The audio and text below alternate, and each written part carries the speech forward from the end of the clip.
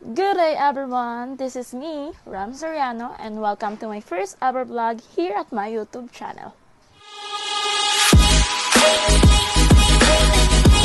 Before anything else, I would like to introduce to you myself first, since this is my first video and I think it's important to share with you something about me.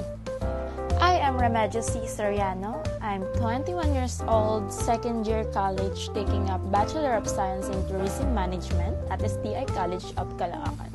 And I currently residing here at Paltok, Quezon City.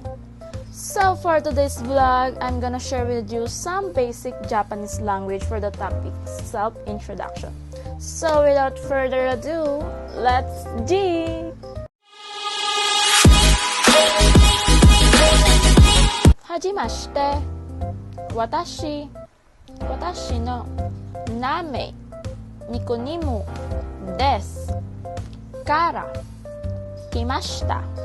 さい1、2、3、4、5、6、7、8、9、10、11、20、35、学生、先生、よし、趣味、テレビを見ること、映画を見ること、読書、音を聞くこと、スポーツ、コンピュータ、料理。